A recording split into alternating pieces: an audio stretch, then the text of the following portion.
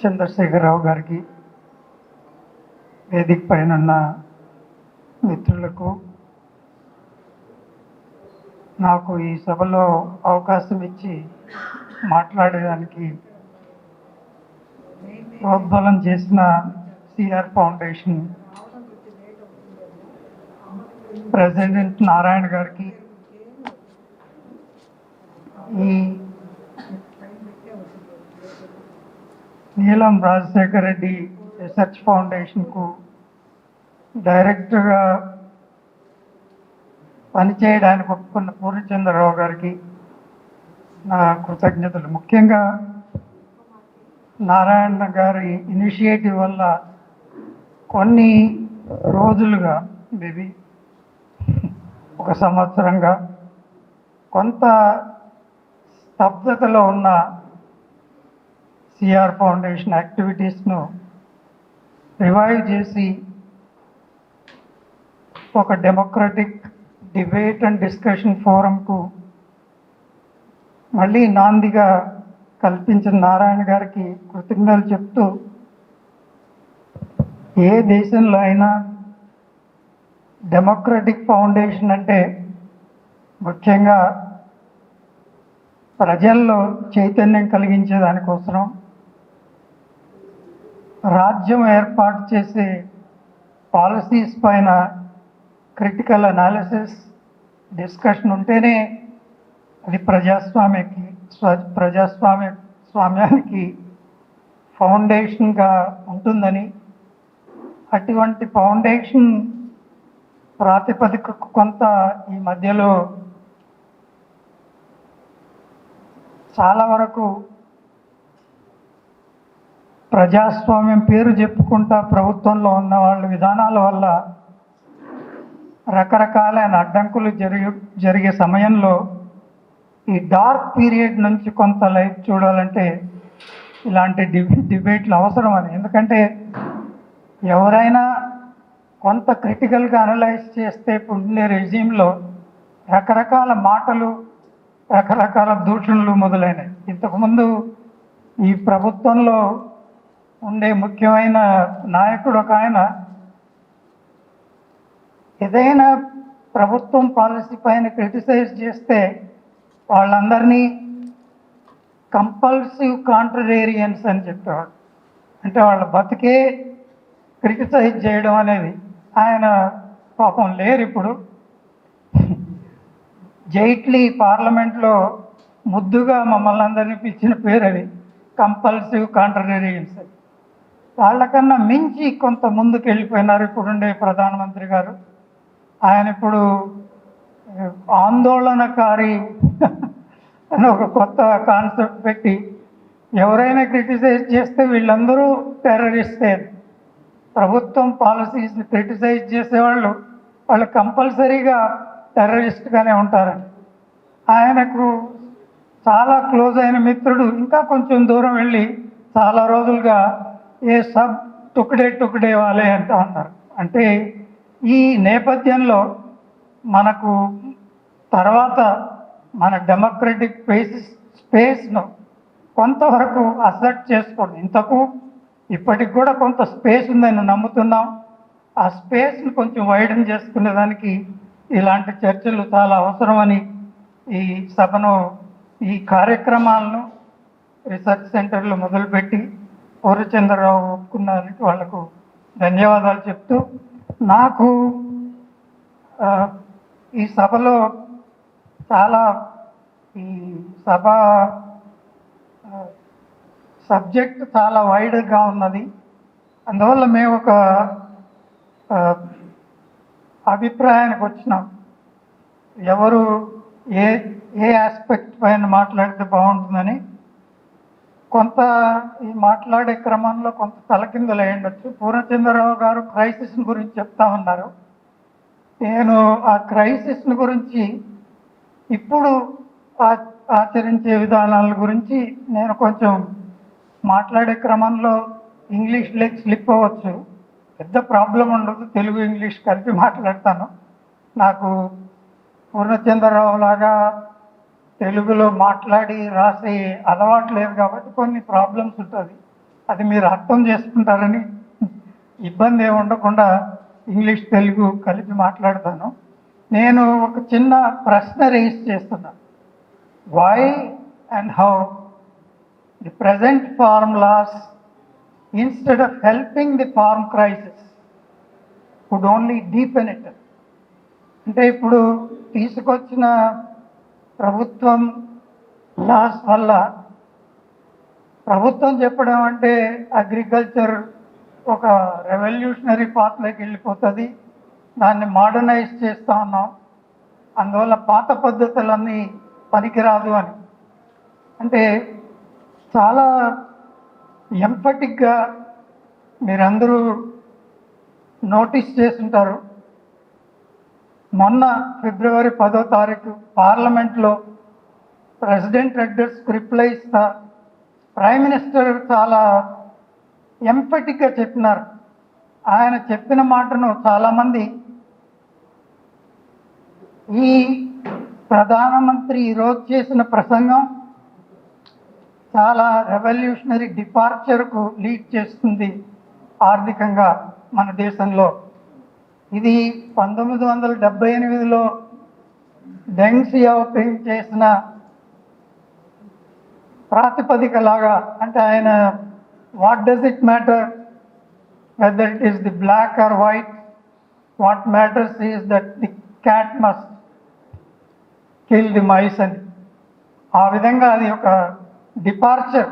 అంటే చైనాలో మార్కెట్ ధోరణికి మొదటి ప్రాతిపదిక ఎంఫటిక్గా చేసింది డెంగ్ సియాఓపింగ్ స్టేట్మెంటు.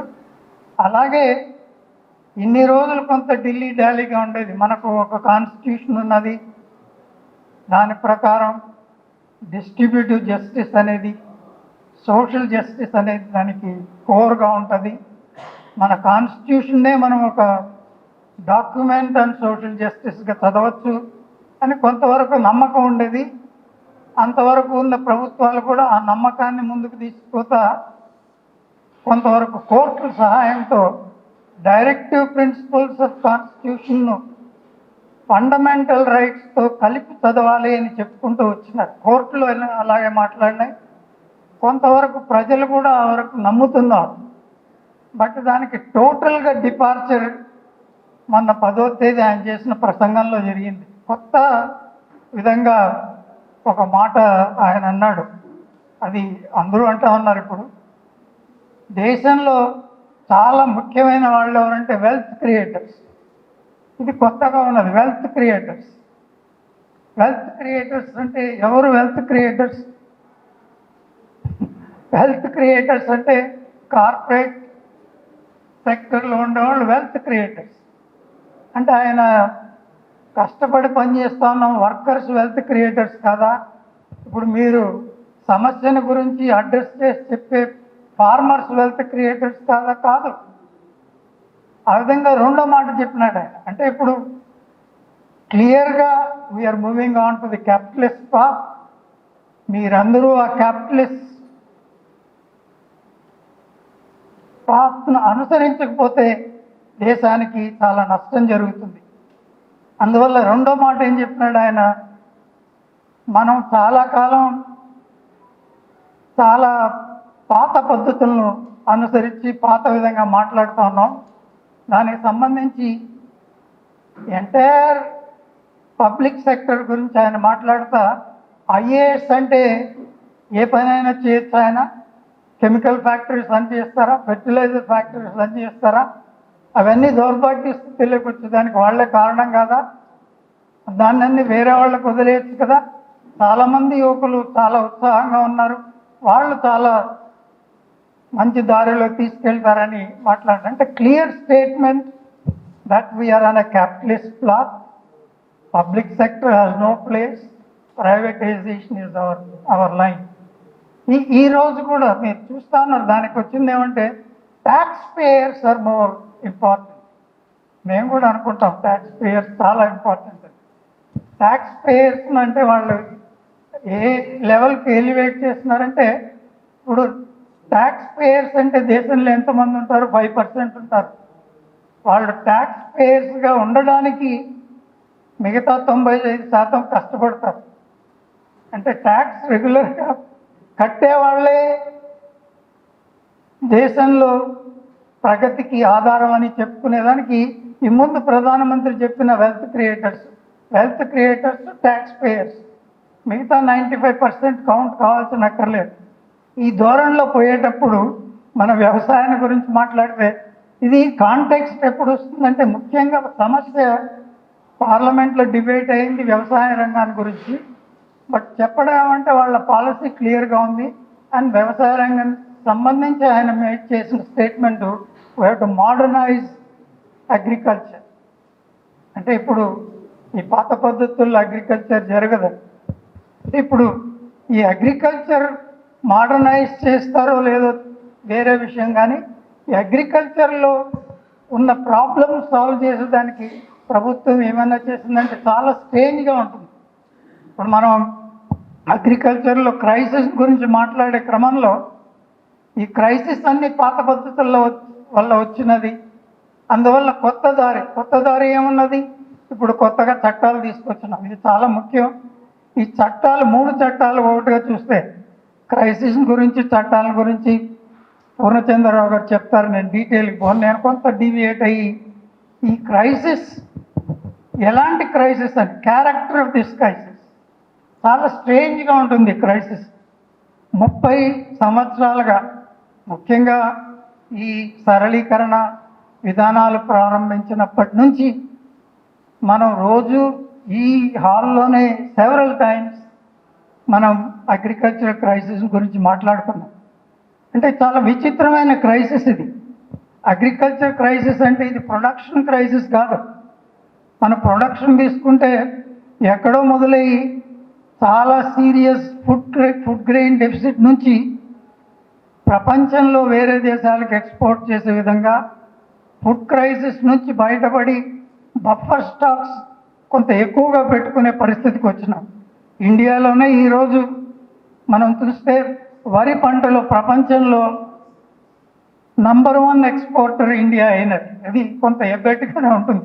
అంటే క్రైసిస్ ఎక్కడ ఉన్నది? ప్రొడక్షన్లో క్రైసిస్ లేదు. అయితే క్రైసిస్ ఎక్కడ ఉందంటే ప్రొడ్యూసర్స్ క్రైసిస్. ఇది స్ట్రేంజ్గా ఉంటుంది. వాళ్ళు కష్టపడి పనిచేసి అన్ని అవస్థలు పడి పంట పండించి బజారుకు తీసుకొచ్చిన తర్వాత వచ్చే క్రైసిస్ ఇప్పుడు మనం ఫేస్ చేసేది farmers crisis, not production crisis. అంటే ఏ విధాలైన అడ్డంకులైన ఇంక్లూడింగ్ మార్కెటింగ్ క్రైసిస్, ఇప్పుడు దానిపైన మేజర్ అజిటేషన్ ఉన్నది. అది ఒక భాగమే అవుతుంది. అంటే ఈ విధంగానే చూస్తే మనకు ఇంకొకటి చాలా స్ట్రేంజ్గా కనబడేదంటే, అగ్రికల్చర్కు సంబంధించి ప్రభుత్వం ఏం పాలసీలు చేయలేదా, దానివల్ల పాజిటివ్ ఎఫెక్ట్ లేదా అంటే, అగ్రికల్చర్కు సంబంధించి ఇంతవరకు వచ్చిన ప్రభుత్వాలు చేసినన్ని కార్యక్రమాలు వేరే ఏ రంగానికి లేదు. అయితే స్ట్రేంజ్గా అన్ని రంగాల కన్నా అగ్రికల్చర్లో ఉండే వాళ్ళంత డిస్ట్రెస్ ఏ రంగంలో లేదు. ఇది చాలా కాంట్రడిక్టరీగా కనబడుతుంది. ప్రొడక్షన్ క్రైసిస్ లేదు, ఫార్మర్స్ క్రైసిస్, పాలసీస్ నంబర్లో తక్కువ లేదు. అయితే వాళ్ళు యాక్చువల్గా వచ్చేటప్పటికి వాళ్ళ డిస్ట్రెస్ కిందికి దిగజారిపోతుంది. కానీ అంటే సూయిసైడ్ లెవెల్స్కి వచ్చిన క్రైసిస్, దానికి మించిన క్రైసిస్ లేదు. లక్షల కొద్ది సూయిసైడ్ జరిగిన క్రైసిస్ ఇది. అంటే ఈ స్ట్రేంజ్ సిచ్యువేషన్ను అర్థం చేసుకొని ముందుకు పోవాలంటే ఎలా పోవాలి, అగ్రికల్చర్కి ఏ విధమైన ఇంటర్వెన్షన్స్ కావాలి, ఇప్పుడు ప్రభుత్వం తీసుకొచ్చిన 3 చట్టాలు అగ్రికల్చర్లో ఉండే క్రైసిస్ను అడ్రస్ చేస్తాయా, లేకుండా ఇంతవరకు తీసుకొచ్చిన చట్టాలు అంటే చాలా నంబర్ తీసుకుంటే ఇది state level central level combine చేస్తే 100ల కొద్ది ప్రోగ్రామ్స్ ఉన్నది అగ్రికల్చర్. బట్ ప్రతి ఒక్క ప్రోగ్రామ్ అడ్హాక్ ప్రోగ్రామ్. ఈరోజు సమ్ ప్రాబ్లం ఎయిదర్ వెదర్ వల్లనో లేకపోతే మార్కెట్ వల్ల వచ్చిన ప్రాబ్లం ప్రజలకు తగినంతగా ఆదాయం రాదు కాబట్టి వాళ్ళు అప్పులు కట్టలేకపోతే వేయవర్ ఇది లోన్ వేయవర్. ఇంకొకసారి ఇంకో చోట ఏదో డ్రిప్ ఇరిగేషన్ ప్రోగ్రామ్, ఇంకొక చోట టెక్నాలజీ ప్రోగ్రామ్, ముక్కలు ముక్కలుగా చేసి అగ్రికల్చర్కు సమగ్రంగా ఏ విధమైన ప్రోగ్రామ్ కావాలని ఆలోచించుకోవాలంటే ముఖ్యంగా మనం అగ్రికల్చర్ సెక్టర్ కానీ దేశం మొత్తంగా చూస్తే మనలాంటి దేశాలు ఓవరాల్గా డెవలప్మెంట్ కాంటెక్స్ట్లో చూసినప్పుడు అభివృద్ధి క్రమంలో ఉండే దేశాలు, ఇంకా డెవలపింగ్ కంట్రీస్, కాకపోతే కొంత జీడిపి కొంత ఎక్కువగా పెరుగుతూ వస్తే క్రమంలో మనం దాన్ని ఎమర్జింగ్ కంట్రీస్ అంటాం. మనం దాన్ని ఈ రోజుకి కూడా డెవలప్డ్ కంట్రీ అనే స్టేజ్కి రాలేదు, అది లీస్ట్ డెవలప్డ్ కంట్రీ కూడా కాదు. ఈ మధ్యలో ఉన్న ఎమర్జింగ్ కంట్రీస్ గ్రోత్ ఉండొచ్చు, అయితే మనం మధ్య కాలంలో ఉన్నాం. అంటే entire economy is in transition. ఆ ట్రాన్సిషన్ క్రమంలో అగ్రికల్చర్ కూడా ఒక భాగం.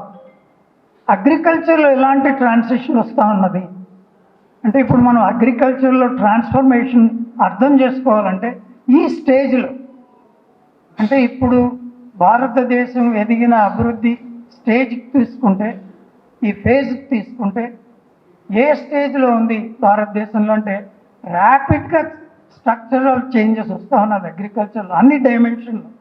మనం క్లాసికల్గా మాట్లాడుకోవాలంటే both in production forces and production రిలేషన్స్లో చాలా ర్యాపిడ్ చేంజెస్ వస్తూ ఉంటాయి. స్టేబుల్గా లేదు. స్టేబుల్గా కావాలంటే డెవలప్డ్ ఎకానమీలో స్టేబిలిటీ వస్తుంది. ఈ సెక్టర్ ఇంత భాగంలో ఉంటుంది, వేరే సెక్టర్స్ ఈ ప్రపోర్షన్లో ఉంటుంది. మనం ఆ సెక్టర్ షేర్సే మారుతూ వస్తుంది. ఉదాహరణకు అగ్రికల్చర్ ఇప్పుడు 1960 ఆ ప్రాంతంలో తీసుకుంటే దేశం ఆదాయంలో 50% కన్నా అగ్రికల్చర్ షేర్ ఉండేది. ఆ విధంగానే అగ్రికల్చర్ ఎంప్లాయ్మెంట్ తీసుకుంటే దేశం ఎంప్లాయ్మెంట్లో ఆల్మోస్ట్ 70% అగ్రికల్చర్లో ఉండేది. అటువంటిది అగ్రికల్చర్ ఇప్పుడు ప్రస్తుత పరిస్థితి తీసుకుంటే అగ్రికల్చర్ దేశం ఆదాయంలో 16% కన్నా లేదు. అయితే అగ్రికల్చర్ పైన ఆధారపడి వర్క్ చేసుకునే వాళ్ళ సంఖ్య 45% ఉన్నది. అంటే ఇప్పుడు ప్రపోర్షనేట్గా తీసుకుంటే అగ్రికల్చర్కి వచ్చే ఆదాయం దేశం ఆదాయంలో 16% అయితే దాంట్లో పనిచేసే వాళ్ళ సంఖ్య 45% అయినప్పుడు చాలా కాంట్రడిక్టరీగా ఉంటుంది. దీనికి ఒక మెట్టు కింద దిగి ఇదన్నీ ట్రాన్సిషన్లో జరిగేది. ఉదాహరణగా బాగా స్టేబుల్గా ఉండే కంట్రీస్ని తీసుకుంటే యూరప్ కానివ్వండి, అన్ని మీరు 20 దేశాలు 27 దేశాలు యూరప్లో తీసుకోవచ్చు, లేకపోతే అమెరికా తీసుకున్నప్పుడు కొన్ని డెకేడ్స్గా అమెరికాలో అగ్రికల్చర్లో పనిచేసే వాళ్ళ ప్రపోర్షన్ 2% ఉన్నది. Agriculture contribution to national income 2% ఉన్నది. అంటే వాళ్ళ నేషనల్ ఇన్కమ్ పెద్దది కాబట్టి 2% అంటే 1.5 అమెరికాను ఫీడ్ చేసే శక్తి ఉన్నది వాళ్ళకి ఆ 2%. బట్ యూరప్ తీసుకుంటే అగ్రికల్చర్ పైన డిపెండ్ ఉండే అయిన వాళ్ళ శాతం 10% కన్నా ఎక్కువ లేదు. అగ్రికల్చర్ కాంట్రిబ్యూషన్ నేషనల్ ఇన్కమ్ 10% ఉంది.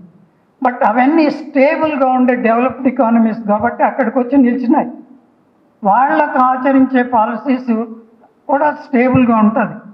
అయితే మన పరిస్థితి మార్పులో ఉన్నాం, ట్రాన్సిషన్లో ఉన్నాం కాబట్టి ఎలాంటి ట్రాన్సిషన్ జరుగుతూ ఉన్నదని చూసుకోవాల్సి వస్తుంది. నేను బ్రాడ్గా ఇప్పుడు ప్రొడక్షన్ ఫోర్సెస్లో కానీ ప్రొడక్షన్ రిలేషన్స్ కానీ ర్యాపిడ్గా మారుతాం. దాన్ని కొంత కొలోకియల్గా చెప్పుకోవాలంటే ఈ స్ట్రక్చర్స్ను ర్యాపిడ్గా చేంజ్ అయ్యే స్ట్రక్చర్స్, ఉదాహరణకు land, access to land, cultivators and land proportions. కల్టివేషన్లో ఐ థింక్ ప్రొడ్యూసర్స్ తీసుకుంటే సెల్ఫ్ కల్టివేటర్స్ ఉన్నారు, క్యాపిటలిస్ట్ ఫామ్ చేసేవాళ్ళు ఉన్నారు, టెనెంట్స్ ఉన్నారు. ఇవన్నీ మారుతూనే ఉన్నాయి, ర్యాపిడ్గా మారుతాం. అదేవిధంగా మీరు ప్రొడక్టివ్ ఫోర్సెస్ తీసుకున్నప్పుడు ఇన్వెస్ట్మెంట్స్ ఉంటాయి, capital investment, state dependent investments ఉంటుంది, ప్రైవేట్ ఇన్వెస్ట్మెంట్స్ ఉంటుంది. అది ర్యాపిడ్గా మారుతా ఉంది. అంటే ఈ ప్రతి ఒక్క dimension, land and let's A cultivators and let's A resources తీసుకున్నప్పుడు అగ్రికల్చర్లో ఎంప్లాయ్మెంట్, అగ్రికల్చర్లో రకరకాల ఎంప్లాయ్మెంట్, సెల్ఫ్ ఎంప్లాయ్మెంట్ ఉంటుంది, వేజ్ ఎంప్లాయ్మెంట్ ఉంటుంది, టెనెంట్గా పనిచేసే వాళ్ళు ఉంటారు, అండ్ అన్పెయిడ్ వేజ్ పనిచేసే ఫ్యామిలీ వర్కర్స్ ఉంటారు.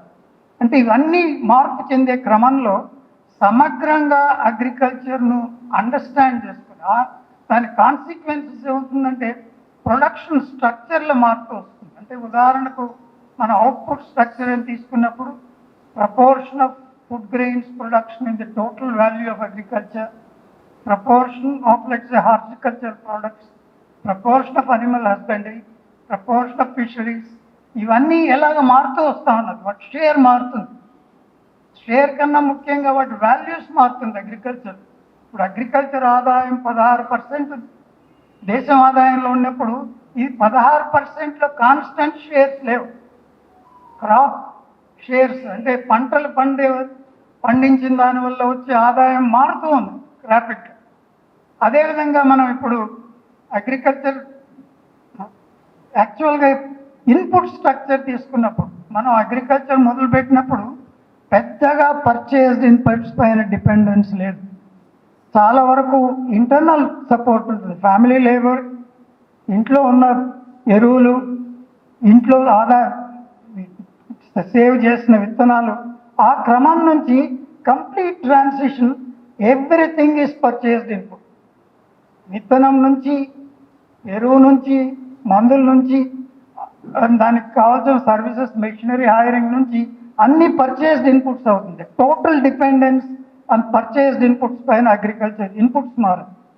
అలాగే ఇప్పుడు ప్రతి ఆస్పెక్ట్ ఆఫ్ అగ్రికల్చర్ చేంజ్ అయినప్పుడు ఈ కాంప్రహెన్సివ్గా ఈ చేంజెస్ని అర్థం చేసుకొని ఇంటర్వెన్షన్ లేనప్పుడు, అంటే అగ్రికల్చర్లో ఇంటర్వెన్షన్ ఎలాగా కావాలి, ఇప్పుడు క్రైసిస్ నుంచి బయటపడాలంటే ఏం చేయాలంటే సమగ్రంగా అగ్రేరియన్ స్ట్రక్చర్స్ను అగ్రేరియన్ స్ట్రక్చర్లో వచ్చే మార్పును అర్థం చేసుకొని దానికి తగిన విధానాలు పాటించాలి. కానీ ఒక్కొక్క సమయానికి ఒక్కొక్క విధంగా అగ్రేరియన్ స్ట్రక్చర్ని ఇంటర్వ్యూన్ చేసి పాలసీస్ తీసుకొస్తే, ఉదాహరణకు ఈ 3 లాస్, 3 అగ్రికల్చర్ మార్కెటింగ్ అడ్రస్ చేసిన లాస్, ఈ ఒక్క మార్కెట్ను అది ఎంత అప్రాప్రియేట్గా లేదనేది పక్కనకు పెట్టి ఒక మార్కెట్ని అడ్రస్ చేసే లాస్ వల్ల అగ్రికల్చర్ కంప్లీట్గా మోడర్నైజ్ అవుతుందనో, అగ్రికల్చర్ సెక్టర్లో ఉండే వాళ్ళ ప్రాబ్లమ్స్ అన్నీ పోతుందని నమ్మి ప్రజలను నమ్మించే ధోరణికి తీసుకొచ్చినప్పుడు ఎంత ఇబ్బందిగా ఉంటుంది. అంటే ఇప్పుడు అగ్రికల్చర్లో కూడా మనం ఇంక్రీజింగ్గా dependence on purchased inputs, dependence on let's say external kind of let's say markets, ఇవన్నీ ఉండేటప్పుడు మార్కెట్ పైన కంట్రోల్ లేదు, ఇన్పుట్ పైన కంట్రోల్ లేదు ఉన్నప్పుడు, and the cost of cultivation పెరిగేటప్పుడు మీకు ఎలాంటి ఇంటర్వెన్షన్స్ అయితే అగ్రికల్చర్ను బయటపడేస్తుందని ఆలోచించి అగ్రికల్చర్ విధానాలను చేయాలి. కానీ లేకుంటే అగ్రికల్చర్ పర్మనెంట్గా క్రైసిస్లో ఉంటుంది. ఈ 3 లాస్ దాన్ని డీపెన్ చేస్తున్నది. ఎందుకంటే ఉదాహరణగా నేను మొదలుపెట్టి క్విక్గా, అంటే టైం ఉండదు కాబట్టి ఈ స్ట్రక్చరల్ చేంజెస్ గురించి చెప్తాను. అందరికీ తెలిసిందేది. ఉదాహరణకు ఇప్పుడుండే అగ్రికల్చర్లో 186% మనం చెప్పే స్మాల్ మార్జినల్ ఫార్మర్స్, అంటే 186%లో 68% మార్జినల్ ఫార్మర్స్, అంటే 1 హెక్టేర్ కన్నా తక్కువ ఉండేవాళ్ళు టోటల్ అగ్రికల్చర్ ఫ్యామిలీస్లో 28% ఉన్నారు. చాలా ఫ్యామిలీస్లో 3 వర్కింగ్ మెంబర్స్కు 1 ఏకర్ ఉండే పరిస్థితి ఉన్నది. అంటే ఈ మార్జినల్ ఫార్మర్స్ కేసులో 68% ఉంటుంది. అంటే బేసిక్ క్వశ్చన్ ఇంతవరకు అగ్రేరియన్ ట్రాన్స్ఫర్మేషన్లో మీరు చూసిందంటే ల్యాండ్ హోల్డింగ్ స్ట్రక్చర్లో విపరీతంగా మార్పులు వచ్చినది, స్మాల్ మార్జినల్ ఫార్మర్స్ సంఖ్య ఎక్కువైనది. వాళ్లకు 1 హెక్టర్ కన్నా తక్కువ ఉండే కుటుంబానికి తగిన ఆదాయం అగ్రికల్చర్ ఇవ్వగలుగుతుందా, అది రావాలంటే ఎలాంటి సపోర్ట్ సిస్టమ్స్ కావాలి, మార్కెట్ సపోర్ట్ సిస్టమ్ అందిస్తుందా, మీరు అన్నిటికీ మార్కెట్ వదిలేస్తే అది జరుగుతుందా. అండ్ 2, మీరు అగ్రికల్చర్లో not only farms are becoming smaller, దీన్ని ఒక ఆమె చాలా major agriculture scientist, she's describing it as miniaturisation of agriculture. అంటే ల్యాండ్ హోల్డింగ్ సైజ్ బాగా తగ్గిపోయినది. 68% మంది ఒక హెక్టేర్ తక్కువ ఉంటే యావరేజ్ హోల్డింగ్ 0.6 హెక్టేర్స్ కూడా లేని సమయంలో దాంట్లో వచ్చే ఆదాయం సరిపోతుందా? వాళ్ళకి ఎలాగా ఆదాయం వచ్చే పరిస్థితులు క్రియేట్ చేయాలి? రెండోది అగ్రికల్చర్లో టెనెన్సీ పెరుగుతూ వస్తుంది. ఉదాహరణకు ఆంధ్ర ఏరియాలో టెనెన్సీ తీసుకుంటే కొన్ని డిస్ట్రిక్ట్స్లో 70 to 80% టెనెన్సీ ఉన్నది. యావరేజ్గా 40% ఉన్నది. తెలంగాణలో తక్కువ లేదు, పెరుగుతూ వస్తుంది. 18% నుంచి ఆల్మోస్ట్ 30% వరకు టెనెన్సీ వచ్చినది. ఈ టెనెంట్స్ ప్రాబ్లమ్స్ ఎలాగా సాల్వ్ చేయాలి? Most of the tenancy reverse కాదు, ఇది చిన్న సమతాలు చేసేవాళ్ళ టెనెంట్స్ 3, 4, 5 ఎకరాలు చేసేవాళ్ళు. ఆ ప్రాబ్లం అంటే ల్యాండ్ హోల్డింగ్ స్ట్రక్చర్ వచ్చినప్పుడు ఇలాంటి స్మాల్ మార్జినల్ ఫార్మర్స్కి ఎలాంటి ఇంటర్వెన్షన్ అవసరం, ఎలాంటి మార్పులు అవసరం, ఎవరు చేస్తారు? మార్కెట్ చేస్తుందా? అండ్ 2, అగ్రికల్చర్ ఇన్పుట్ స్ట్రక్చర్లు ఎలాగ మారింది? విపరీతంగా అగ్రికల్చర్ పర్చేస్డ్ ఇన్పుట్స్ అన్నప్పుడు ఫెర్టిలైజర్స్, పెస్టిసైడ్స్ అంటే ఒక గ్రీన్ రెవల్యూషన్ మూమెంట్లో వెళ్ళిపోయినాయి. దానివల్ల వచ్చిన ఒక పక్క ప్రొడక్షన్ పెరిగి ఉండొచ్చు, రెండో పక్క విపరీతంగా అందరూ ఒప్పుకున్నది ఈ గ్రీన్ రెవల్యూషన్ టెక్నాలజీ వల్ల, ఇండస్ట్రియల్ అగ్రికల్చర్ లాంటి టెక్నాలజీ వల్ల సాయిల్ పాడైనది, సాయిల్ ఫెర్టిలిటీ తగ్గిపోయినది, వాటర్ పొల్యూట్ అయిపోయినది, అట్మాస్ఫియర్ పొల్యూట్ అయిపోయినది, దీనివల్ల ప్రజల హెల్త్ పొల్యూట్ అయిపోయినది. దీనికి ఎలాంటి పాలసీ ఇంటర్వెన్షన్స్ అవసరం? మళ్ళీ 3, ఇన్వెస్ట్మెంట్స్ ఎలా జరిగినాయి? అగ్రికల్చర్లో పబ్లిక్ ఇన్వెస్ట్మెంట్ అంటే గవర్నమెంట్ పెట్టే ఇన్వెస్ట్మెంట్ ఒకప్పుడు agriculture total what we call agricultural income అంటే అగ్రికల్చర్ జీడిపి తీసుకుంటే దాంట్లో ప్రభుత్వం పెట్టే ఇన్వెస్ట్మెంట్ 8% ఉండేది. రైతులు పెట్టే ఇన్వెస్ట్మెంట్ ఆదాయంలో 2% ఉండేది. అది రివర్స్ అయింది, అప్ సైడ్ డౌన్ అయినది. ఇప్పుడు 75% ఇన్వెస్ట్మెంట్ ఫార్మర్స్ చేస్తూ ఉన్నారు. ఆ 75 ఇన్వెస్ట్మెంట్ ముందు 75% ఇన్వెస్ట్మెంట్ పబ్లిక్ ఇన్వెస్ట్మెంట్ ఉంటే ఇప్పుడు 75% ఫార్మర్స్ ఓన్ ఇన్వెస్ట్మెంట్ ఉన్నది. ఓన్లీ 25% ప్రభుత్వం ఇన్వెస్ట్మెంట్ తగ్గింది. 2, ఎవరు ఈ 75 ఇన్వెస్ట్ చేసేవాళ్ళు? ముందు చెప్పినట్టు అగ్రికల్చర్లో ఉండేది ప్రిడామినెంట్గా స్మాల్ మార్జినల్ ఫార్మర్స్ అయితే వాళ్ళే అప్పులు తెచ్చి పెట్టుకోవాల్సి వస్తుంది. ఆ ఇన్వెస్ట్మెంట్ అంతా వీళ్ళ భుజాల పైనకి ఎక్కినారు. అంటే ఇప్పుడు ఇన్పుట్స్ అన్ని పర్చేస్డ్ ఇన్పుట్స్ అయినప్పుడు అప్పు తెచ్చి చేసుకోవాల్సిన అవసరం వస్తుంది. అప్పులు ఎలాగ వస్తూ ఉన్నది? ఈ రోజు కూడా మన small marginal farmers credit access to institutions అంటే బ్యాంకులు కానీ ఆర్ కోఆపరేటివ్స్ కానీ వాళ్ళ దగ్గర నుంచి అప్పు తీసుకుంటే వడ్డీలు తక్కువ ఉంటుంది. కొంత ప్రిఫరెన్షియల్గా కూడా ప్రయారిటీ సెక్టర్ కింద లోయర్ ఇంట్రెస్ట్ రేట్ 6-7% ఉంటుంది. బయట అప్పు తెచ్చుకుంటే ₹2, ₹3 ఉంటుంది, అంటే 24-36% వరకు ఉంటుంది. ఆ పరిస్థితుల్లో ఎలాగా దీంట్లో ఇన్వెస్ట్మెంట్స్ 75% రైతులదైతే 86% రైతులైతే ఇన్వెస్ట్మెంట్స్ ఎలాగున్నది? వాళ్ళకి అందరికీ బ్యాంకులో అప్పు దొరుకుతూ ఉందా?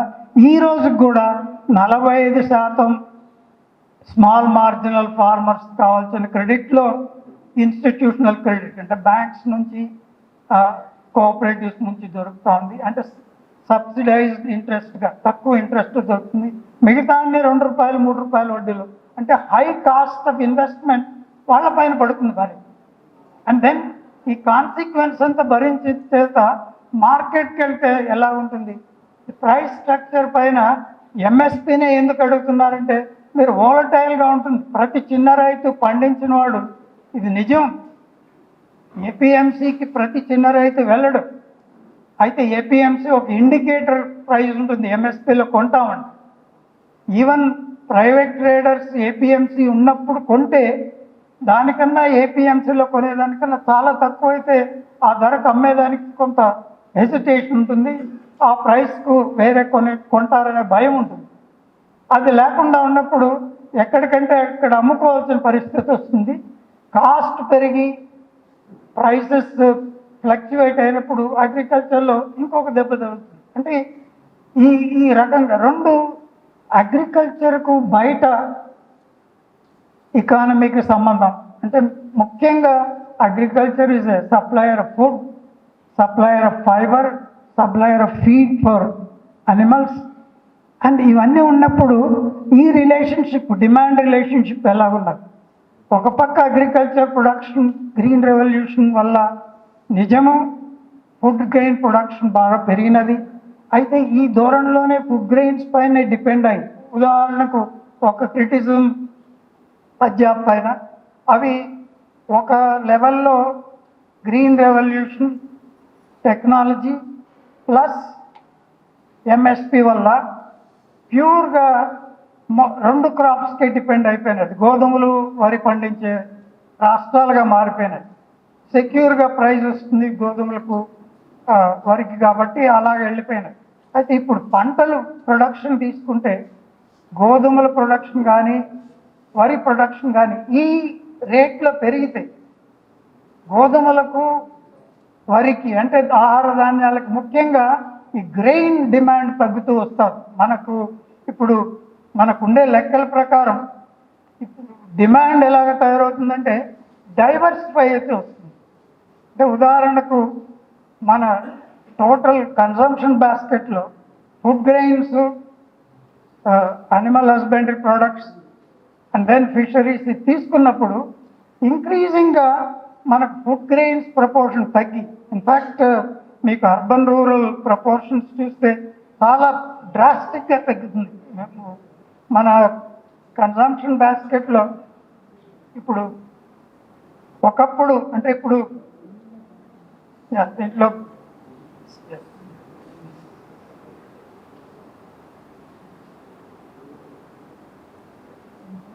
ఒకప్పుడు రూరల్ ఏరియాస్లో టోటల్ కన్సంప్షన్ బాస్కెట్ తీసుకున్నప్పుడు 40 నుంచి 50% వరకు ఫుడ్ గ్రెయిన్స్ పైనే ఖర్చు ఉండేది. అది ఈవెన్ రూరల్ ఏరియాస్లో ఆ ప్రపోర్షన్ తీసుకుంటే ఇప్పుడు అంటే ఇది స్టేపుల్స్ అని చెప్తాం ఫుడ్ గ్రెయిన్స్, అది ఇప్పుడు 11% పడిపోయినది. అంటే demand for food grains alone will not sustain let's say agriculture production. ఎక్కడికి పోయినది అర్బన్ ఏరియాస్లో తీసుకొని ఇంకా డ్రాస్టిక్గా తగ్గింది.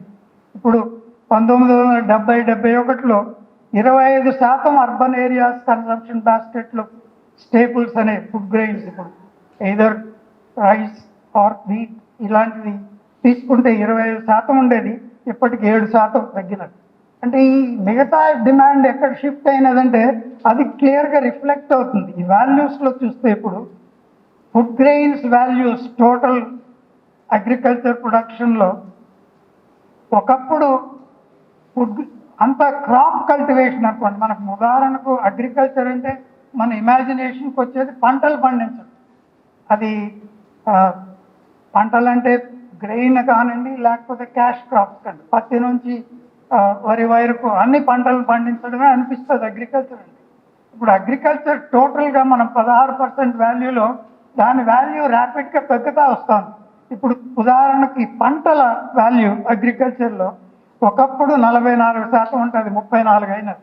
అంటే ఒక రైతు పంటలు పండించే దానిపైన ఆధారపడితే వాడికి వచ్చే ఆదాయం కుంచుకుపోతూ వస్తాం. ఒక పక్క మనం సబ్సిడీస్ పెరుగుతూ వస్తుందంటే యాక్చువల్ వాల్యూ క్యాలిక్యులేట్ చేస్తే మిగతా ధరలు పెరిగేదానికి కంపేర్ చేస్తే అగ్రికల్చర్ ప్రపోర్షనేట్గా పెరగని దానివల్ల యాక్చువల్గా అగ్రికల్చర్ 15% నెగటివ్ సబ్సిడీ ఉంటుంది.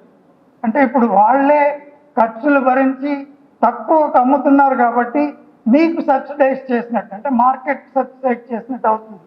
అంటే ఇప్పుడు ఇది డిమాండ్ స్ట్రక్చర్లో మార్పు రావడం వల్ల, ఉదాహరణకు మీరు ఇప్పుడు సెకండ్ అనిమల్ హస్బెండరీ ప్రోడక్ట్స్ తీసుకున్నాం, దీంట్లో మిల్క్ నుంచి ఎగ్స్ నుంచి మీట్ వరకు ఉండొచ్చు. విపరీతంగా దీని డిమాండ్ పెరిగినది, వాల్యూస్ పెరిగినది. అంటే మీరు 16% వాల్యూ చెప్పినప్పుడు 52% ఇప్పుడు అగ్రికల్చర్ ప్రొడక్షన్లో వెజిటబుల్స్, ఫ్రూట్స్, మీట్, ఎగ్స్ ఉన్నది. అంటే మీరేమి ఒక కుటుంబంలో యావరేజ్, నేషనల్ యావరేజ్ ఇది, ఒక కుటుంబంలో ఖర్చు పెట్టే దాంట్లో 52% fruits, vegetables, eggs, meet and fish. మిగతా 48% గ్రెయిన్కి ఉంటుంది. ఇప్పుడు మనం అనుకుంటే అగ్రికల్చర్లో వాళ్ళు క్రాప్స్ పైన డిపెండ్ అయినప్పుడు వాళ్ళ ఆదాయం, వాళ్ళ ప్రపోర్షన్ తగ్గుతూ వస్తుంది. అంటే దీనికి ఇప్పుడు ఈ స్ట్రక్చరల్ చేంజ్లో, డిమాండ్ స్ట్రక్చర్లో మార్పు వస్తూ ఉన్నది, ప్రొడక్షన్ స్ట్రక్చర్లో మార్పు రావాలి. ఇంకొక మెట్టు ముందుకు పోతే అగ్రికల్చర్ వల్ల మనం చెప్పిన విధానాలు, గ్రీన్ రెవల్యూషన్ విధానాల వల్ల హెవీగా fertilisers, chemical fertilisers, pesticides use చేసే వల్ల సాయిల్ ఫెర్టిలిటీ తగ్గింది. ఉదాహరణకు బాగా ప్రొడక్టివిటీ ఉండే పంజాబ్ లాంటి చోటనే వాళ్ళ అజిటేషన్కి ముఖ్యమైన కారణం కూడా ఇది. 10 ఏళ్ళుగా ఫ్లాట్ అయిపోయింది. అంటే ఒక ప్లాటో రీచ్ అయినది, ప్రొడక్టివిటీ పెరగలేదు. అంటే ఏమి, ప్రతి రూపాయి ఉత్పత్తికి పెట్టాల్సిన ఖర్చు పెరుగుతూ వస్తుంది. ముందు 20 రూపాయలు ఖర్చు పెడితే 1 రూపాయి అవుట్పుట్ వచ్చేది, ఇప్పుడు 40 రూపాయలు ఖర్చు పెట్టాల్సి వస్తుంది. ఇది ఎక్కడ దెబ్బతీస్తుంది, మీకు వచ్చే ఆదాయంలో దెబ్బతీస్తుంది. ఇది ఎందువల్ల జరిగినది? ఇన్పుట్స్ కాస్ట్ పెరగడం వల్ల ఒక పక్క, రెండోది మీ సాయిల్ పాడైపోయినది, మీ వాటర్ రిసోర్సెస్ దెబ్బతిన్నాయి, బ్లీచింగ్. చాలా వరకు ఈ ఎన్విరాన్మెంటల్ ప్రాబ్లమ్స్ లాగా ఈ గ్రౌండ్ వాటర్ ఎఫెక్టివ్గా లేనిది మనకుండే స్టాటిస్టిక్స్ ప్రకారం. ఉదాహరణకు కొత్తగా 2017లో తీసిన లెక్కల ప్రకారం ఒక 6500 గ్రౌండ్ వాటర్ ఏరియాస్లో టెస్ట్ చేస్తే 1000కి పైగా ఉండే ఏరియాస్లో already ground water danger mark reach అయినది. దీనివల్ల అడ్వర్స్ కాన్సిక్వెన్సెస్ వస్తుంది. అంటే ఇప్పుడు నేను ఇది షార్ట్ కట్ చేయాలంటే ఈ కాంటెక్స్ట్లో ఒక పక్క రైతులు, వ్యవసాయం పైన ఆడేవాళ్ళు, స్మాలర్ హోల్డింగ్స్ ఉన్నది, వాళ్ళ ఖర్చులు పెరుగుతూ వస్తున్నది, వాళ్ళకి పెట్టుబడి పెట్టాలంటే ఇప్పుడు వాళ్ళు ఇంతవరకు పెట్టిన పద్ధతిలోనే కెమికల్స్ పైన, పెస్టిసైడ్స్ పైన పెడతా ఉన్నారు. దానిపైన విపరీతంగా ఖర్చు పెట్టాలంటే వాళ్ళు ఆదాయం సరిపోదు కాబట్టి తెచ్చుకున్న ఇన్వెస్ట్మెంట్కు చాలా వరకు 50% వరకు బయట తెస్తున్నారు కాబట్టి వడ్డీలు పెరుగుతుంది. ఇవన్నీ చేసిన తర్వాత, పంట పండిన తర్వాత దానికి డిమాండ్ తగ్గుతుందంటే డిమాండ్లో షిఫ్ట్ వస్తూ ఉన్నది. అంటే ఇప్పుడు పంట పద్ధతులను మారాల్సి వస్తుంది. మనం ఇప్పుడు కెమికల్ అగ్రికల్చర్ నుంచి నాన్ కెమికల్, కంప్లీట్గా ఆర్గానిక్ అనక్కర్లేదు, కొంతవరకు న్యాచురల్ ఫార్మింగ్ షిఫ్ట్ వస్తుంది. ఇవన్నీ అవగాహనలో తీసుకొని కాంప్రహెన్సివ్గా స్టేట్ ఇంటర్వెన్షన్ కావాలి. అంటే ఇప్పుడు చిన్న సన్నకారు రైతులు ఇప్పుడున్న 45% దానిపైన అగ్రికల్చర్ పైన ఆధారపడేవాళ్ళు, వాళ్ళ ఇన్కమ్స్ అగ్రికల్చర్లో వచ్చిందే సరిపోదు కాబట్టి వాళ్ళకి ఆల్టర్నేటివ్స్ ఇన్కమ్ కావాలి. రూరల్ నాన్ ఫార్మ్ ఎంప్లాయ్మెంట్ పెరగాలి, సప్లిమెంటరీ ఎంప్లాయ్మెంట్గా. అంటే దాని ఆల్టర్నేటివ్ రిసోర్సెస్ కావాలి. మీకు 1 ఎకరాలో వచ్చిన ఆదాయం ఫ్యామిలీ మెయింటైన్ చేసేది కాదు కాబట్టి డైవర్సిఫికేషన్ కావాలి.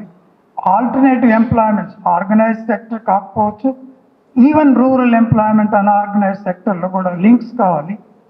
2, వాళ్ళకు అందుబాటు కావాల్సిన క్రెడిట్ ప్రభుత్వం నుంచి అడిక్వేట్గా కావాలి. 3, చాలా ముఖ్యమైనది, ఇప్పుడుండే పద్ధతి మారాలి. అంటే heavy chemical and pesticide dependent agriculture మారాలి.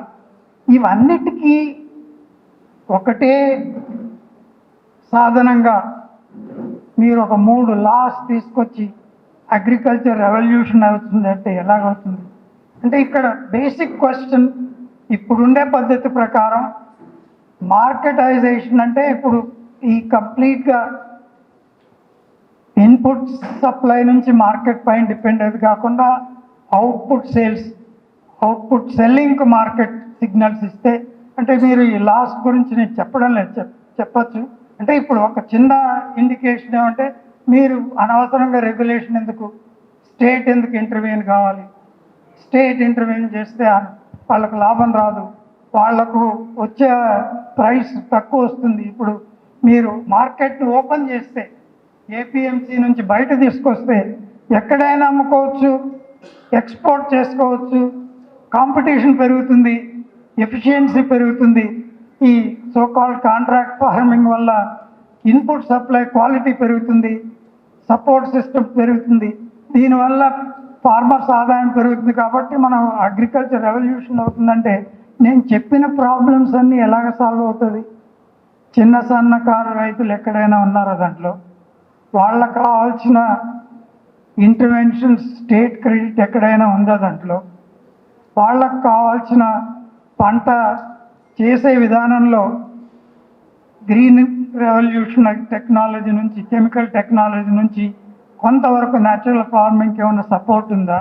ఇప్పుడుండే సబ్సిడీస్ ఎలాగున్నది? మీకు ఫెర్టిలైజర్ సబ్సిడీ ఉందే కానీ ఆల్టర్నేటివ్ సబ్సిడీస్ ఏమన్నా ఉందా? మీరు పంట మారిస్తే ఇన్సెంటివ్స్ ఏమన్నా ఇచ్చినారా? పంజాబ్ ఫార్మర్స్ని ఎందుకు బ్లేమ్ చేస్తారు? వాళ్ళు ఒక రాంగ్ వేలో వెళ్ళిపోయినారు, వరి గోధుమలు వేస్తున్నారు, ఆ రాష్ట్రంలో వరి పండించేదానికి అనుకూలం కాదు అంటే ఎవరు చేస్తున్నారని? వాళ్ళు వరి నుంచి బయటపడాలంటే మీరు వరికి ఇచ్చే సపోర్ట్ ప్రైజ్ ఆల్టర్నేటివ్ క్రాప్స్కి ఇస్తారా? మీరు ఆల్టర్నేటివ్ క్రాప్స్కు సబ్సిడీస్ ఇచ్చి ఆల్టర్నేటివ్ మెన్యూర్స్ ఇన్పుట్స్ ఇస్తారా? ఇది ఎవరు చేస్తారు? మార్కెట్ చేస్తుందా? ఇప్పుడు మార్కెట్ లాస్ తీసుకొచ్చి మా ముందు పెట్టి అన్నీ సాల్వ్ అయిపోతుంది, జరుగుతుందా? ఇట్ ఈస్ ఎసెన్షియలీ నేను చెప్పిన ఇంతవరకు దానికి ఒక సింపుల్ ఆన్సర్ ఏమంటే, దేశంలో అగ్రికల్చర్ సెక్టర్లో జరిగే ట్రాన్సిషన్ ప్రాబ్లమ్స్, దానికి కావాల్సిన ఇంటర్వెన్షన్స్ కంప్లీట్లీ డిఫరెంట్. ప్రతి చోట స్టేట్ ఇంటర్వెన్షన్ అవసరం, స్టేట్ సపోర్ట్ అవసరం. How to save small marginal farmers from the crisis to that of a better living. వాళ్ళకు కావాల్సిన మార్పుల్లో alternative employment sources, supplementary employment కావచ్చు. వాళ్ళకు కావాల్సిన strong system of educational support, quality education, వాళ్ళకు కావాల్సిన హెల్త్ సపోర్ట్, ఇవన్నీ ప్రభుత్వం ఇస్తే కానీ వాళ్ళు they can't sail out of this crisis. అదేవిధంగా అగ్రికల్చర్లో వచ్చిన ఎన్విరాన్మెంటల్ క్రైసిస్ కానివ్వండి, డిమాండ్ క్రైసిస్ కానీ ఇన్సెంటివ్స్ గవర్నమెంట్ ఇస్తే కానీ మార్పు రాదు. మార్కెట్ ఆ విధంగా మార్పు తీసుకొచ్చేదానికి లేదు, ఇంకా డీపర్ క్రైసిస్ అయిపోతుంది. అంటే మార్కెట్ యాజ్ సీన్ బై 3 కొత్తగా వచ్చిన చట్టాలు మార్కెట్ ఎంఫసైజ్ చేసినప్పుడు మనం అగ్రికల్చర్ను డీపర్గా అండర్స్టాండ్ చేసుకుంటే ప్రతి స్టెప్లో చేతి సహాయం లాగా, హ్యాండ్ హోల్డింగ్ లాగా ఈ అగ్రికల్చర్ క్రైసిస్ను ముందుకు తీసుకుపోవాలంటే స్టేట్ సపోర్ట్ అవసరం. State support in input, state support in change in technology, state support in marketing. ఈ ఉదాహరణకు మార్కెటింగ్ వల్ల ఇప్పుడు చిన్న రైతు హోల్డింగ్ కెపాసిటీ లేదు, ఇంటి దగ్గర అమ్మేస్తాడు, ఎవరో ప్రైవేట్గా కొనుక్కుంటాడు. ఆ పరిస్థితి నుంచి మేము మారుస్తామని చెప్పినట్టు చిన్న రైతు పంట పండినప్పుడు ధరలు పడుతుందని తెలుసు, మనకు అమ్మకుండా ఉంటే ఏం చేయాలి? మీకు వేర్ హౌసింగ్ ఫెసిలిటీస్ కావాలి. వేర్ హౌసింగ్ ఫెసిలిటీస్లో పెడితే ఆ వేర్ హౌసింగ్ రిసీట్ పైన ఆయన బ్యాంక్కి వెళ్ళి అప్పు తెచ్చుకుంటే కొన్ని రోజుల తర్వాత డిమాండ్ పెరిగితే దానికి వచ్చే ఇంక్రీజ్ ప్రైస్ కానీ అమ్ముకునే శక్తి కాదు. ఇదన్నీ ఎవరు చేస్తారు? You have to provide public investment in where housing, public investment in storage. అది కాకుండా మార్కెట్ చేస్తుంది, కార్పొరేట్ సెక్టర్ చేస్తుంది, మార్కెట్లో ఇన్వెస్ట్ చేస్తుందంటే ఎవరు పే చేస్తారు? ఇప్పుడు మార్కెట్లో వేర్ హౌసింగ్ ఉంది. ఉదాహరణకు గుంటూరులో చిల్లీ ప్రొడక్షన్ జరుగుతుంది, పెద్ద మార్కెట్ ప్రపంచంలోకి. గుంటూరులో ఉండే కోల్డ్ స్టోరేజ్ ఫెసిలిటీస్ ఒక విధంగా చెప్పాలంటే దేశంలో పండిన చిల్లీస్ అన్ని స్టోర్ చేసుకుంటే కెపాసిటీ ఉంది. అవన్నీ ప్రైవేట్ స్టోర్స్. చిల్లీ ఫార్మర్స్ అడిగి చెప్తారు, రోజుకు మీరు రెంట్ కట్టాలి దానికి. ఆ విధంగానే అన్ని స్టోరేజ్ ఫెసిలిటీస్ను ఇప్పుడు మనకు ఉదాహరణకు తెలంగాణలో పోయిన సంవత్సరం మీరు డీసెంట్రలైజ్డ్ మార్కెట్ సెంటర్స్ ఐకేపీ కింద 1000, కోఆపరేటివ్ ప్యాక్స్ కింద ప్రైమరీ అగ్రికల్చర్ కోఆపరేటివ్స్ 2000 పెట్టి ప్రతి గ్రామంలో 90% of procurement was done by cooperative decentralise centres and IKP centres. వాళ్లకు స్టోరేజ్ ఫెసిలిటీస్, వాళ్లకు ఆ కెపాసిటీ కలిగి చాలా ఐకేపీ సెల్ఫ్ హెల్ప్ గ్రూప్స్ వాళ్ళే స్టోరేజ్ ఫెసిలిటీస్ పెట్టుకునేంత ప్రొక్యూర్మెంట్ వస్తూ ఉన్నది. దానికి సబ్సిడైజ్ చేస్తారా? ఇప్పుడు కొత్త విధానం అని 10 yearsలో 1,00,000 కోట్లు అగ్రికల్చర్ ఇన్ఫ్రాస్ట్రక్చర్, అది అన్నీ ప్రైవేట్ సెక్టర్ సపోర్ట్ ఉన్నది. కోఆపరేటివ్స్ సపోర్ట్ చేస్తారా మీరు, లేకపోతే ఐకేపీ లాంటి గ్రూప్స్ సపోర్ట్ చేస్తారా, ప్రైవేట్ సెక్టర్ వదిలేస్తారా? అంటే ఇప్పుడు వచ్చే విధానాల వల్ల కొంత ఇప్పుడు ప్రొడ్యూసర్స్ ఆర్గనైజేషన్స్ వస్తూ ఉన్నది, వాళ్ళకు సపోర్ట్ చేసి వాళ్ళకు స్టోరేజ్ ఫెసిలిటీస్ ఇస్తారా? పంజాబ్లో ఇప్పుడు for instance machinery pooling cooperatives ఉన్నది, హైర్ చేసుకోవచ్చు. హైర్ మెషినరీ హైరింగ్ సెంటర్స్ ఉన్నది, సబ్సిడైజ్గా కోఆపరేటివ్స్ ఇస్తారు. అది కాకుండా మీరు ప్రైవేట్కి వస్తే ప్రతిదానికి రెంట్స్ పెరగడం, పర్చేసింగ్ కెపాసిటీ లేకుండా వడ్డీకి తెచ్చుకొని దానికి కట్టడం, ఇవన్నీ భరించేదానికి స్టేట్ లేకపోతే అగ్రికల్చర్ బయటపడుతుందా? ఈ ప్రశ్నలు వస్తుంది. అందువల్ల ఇప్పుడు అగ్రికల్చర్ క్రైసిస్ నుంచి బయటపడాలంటే what is needed is a comprehensive intervention in the agriculture by the state.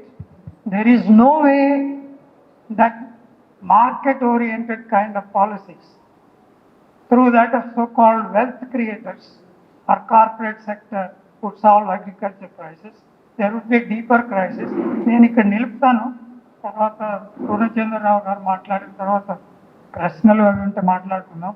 నేను టేకప్ చేసింది కొంత కాంప్లెక్స్, ఇది స్ట్రక్చరల్ చేంజ్ అంటే చాలా డాటా ఉంది, కానీ అది మీ పైన పెట్టదలుచుకోలేదు నేను.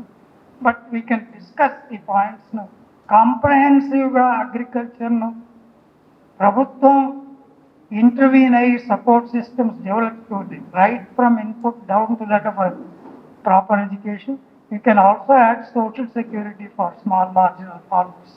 అంతవరకు జరగకపోతే మార్కెట్ సాల్వ్ చేయదని చెప్పేదానికి నాకు ఈ అవకాశం ఇచ్చిన దానికి మీకు కృతజ్ఞతలు చెప్తూ నేను విరమిస్తాను.